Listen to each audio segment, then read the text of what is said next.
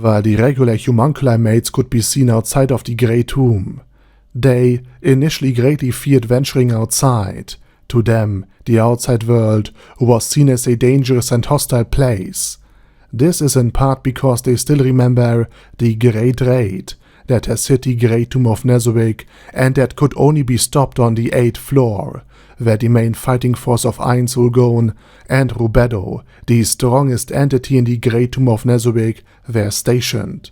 And since the 9th floor where the maid lived was just one level below the main battlefield, the mates vividly remember all of the shrieks and battle sounds coming from the place above them, hence why they are afraid to venture outside. While the ability of Sheltier's world-class item is still unknown, judging by the fact that the former owner of it, namely Auriel Omega, had overseen the teleportation network inside the Great Tomb of Nezarec, and that Sheltier is able to use the Gate spell, and used it in the past to move items and supply in and out of Irantel, it is speculated that this world item is linked to teleportation and dimensional magic.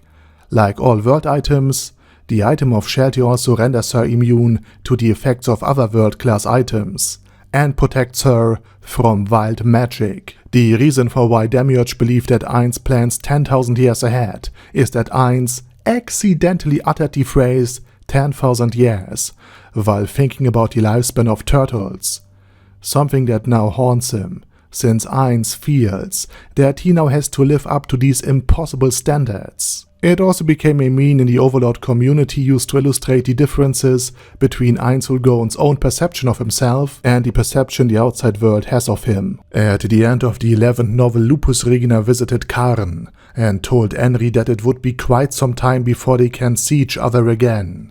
And the reason for this was that Ain Sulgon was supposedly dead. And Henry reacted to this news with a strange sense of disbelief. Almost instinctively, she felt that something was off, though she could not put her finger on it.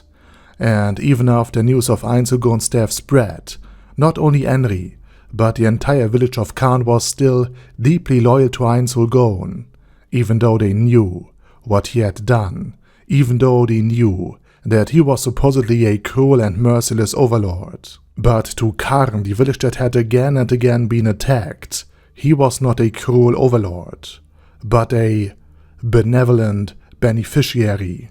After news of Ain Sulgon's supposed death in the 13th novel had reached Jerknev, the Emperor reacted with open disbelief.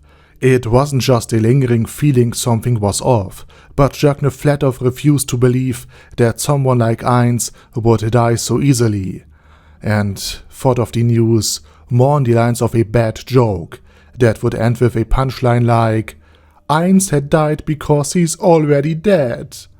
This flat-out refusal is understandable, since Jerknev is not only political savvy, but also struggled quite a bit against Ain Sulgon, so from his perspective it just felt off that such a powerful overlord would just die all of a sudden. Surshana, the death god of Slain, and his first follower Rufus had been mentioned and foreshadowed for quite some time, and Surshana had been consistently described as not only quite similar to Ainz, even being able to also use the goal of all life is death, but also time and time again hailed as the strongest of his own player group. So if Surshana should be somehow resurrected, Ainz might have to face a superior overlord with more than a century of lived experience, which would make for an awesome fight indeed. In the Overlord side story The Sealed Evil Tree, Zytel Quay, a monstrous tree being, was about to awaken. Westercloth the Leufin, the teacher of Gazav Stronov, had actually fought branches of it, but was unable to prevent its awakening later. And once Ainz had assembled his floor guardians, even Aura could not fathom the monstrous amount of HP that this beast had. But just like a Jigglypuff, HP was the only thing it had going for it. So the floor guardians had unleashed a barrage of attacks, until Ainz finally froze time, and decorated the tree with exploding mines, like Megumin's Christmas tree, and then finish the beast off with a gigantic series of explosions. Ainz, despite being able to transform into a level 100 warrior at any time, thanks to his perfect warrior spell, is still quite weak when it comes to actually fighting physical duels. The reason for this is, while his stats are that of a run-of-the-mill level 100 warrior, Ainz does not unlock any new warrior skills. Meaning while Touch Me could use a skill stronger than Ainz Hulgon's Reality Slash, Ainz has just his physical strength and his physical resistance in order to fight a physical battle as a warrior, and he even had to struggle against an already weakened Shaltir, despite having access to the top gear and the element of surprise. And Shaltir wasn't even a dedicated warrior build either, but a hybrid between spellcaster and warrior. Zanak did actually notice that Renna is not the sweet and innocent golden princess she portrays herself as. He knew that she was manipulative and that she was an extremely sharp-witted political player. But Zanak, the only one of the three siblings who genuinely cared about the kingdom and its population, and who went above and beyond to protect it in a hopeless situation, could not imagine that Renna would betray her country, her family, and even her very humanity, just so that she could be together with Climb. Someone from Nezarec losing to an outsider is virtually unheard of.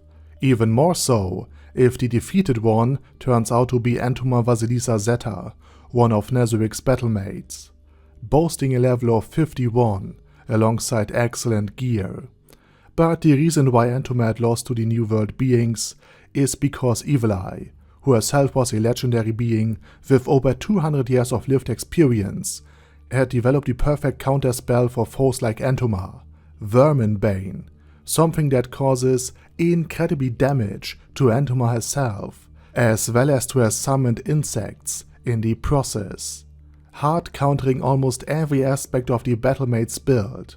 This, alongside the support of Gargarang and Tia, tipped the balance of battle into Blue Rose's favor. Even then, Blue Roses was badly wounded and used up all of their items in order to win. While Ainz Hulgon did conquer the Frost Dragons of Arzalesia, the anime never shows what has happened to them afterwards, but in the 12th book, when Nea Baraya and the Paladin Order she is part of enters Irantel, they actually see a dragon flying overhead. It turns out that the Frost Dragons have become the equivalent of airplanes. Aside from the reincarnated Ainz Hulgon, who now is a heteromorph in both body and increasingly in mind, Auriel Omegar, the 7-Pleiades battlemate, a level 100 immortal being who controls and guides the teleportation network within the Great Tomb of Nezarec, is the only other human being within it. But thanks to her immortality and her immense power, Auriel isn't really seen as an actual human being by the inhabitants of the Great Tomb, such as Demiurge. Despite being ordered to just focus on intel collection, Sebastian saved Tuare from otherwise certain death and nursed her back to health. And Sebas did this because Sebas had no character description of his own, so he just acted and behaved like his creator Touch Me would have done in this situation, and to Touch Me saving people in need had been just a natural thing. Atlas could have been the 12th world-class item of Ainz Hulgon's guild, but it was stolen. Who specifically stole the item is currently unknown, but I hope it was either a member of the 6 Great Gods or the 8 Great Kings, since it is likely that Ainz will eventually discover more about these two player groups.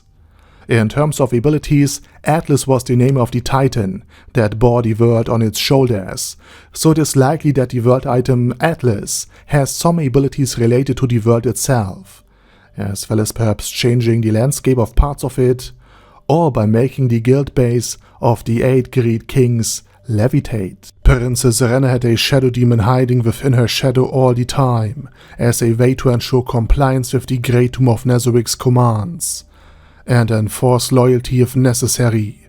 The shadow demon was way stronger than Renna and could easily kill her if necessary, but also strong enough to protect her from most foes in the palace, so it was also a way to safeguard a valuable asset.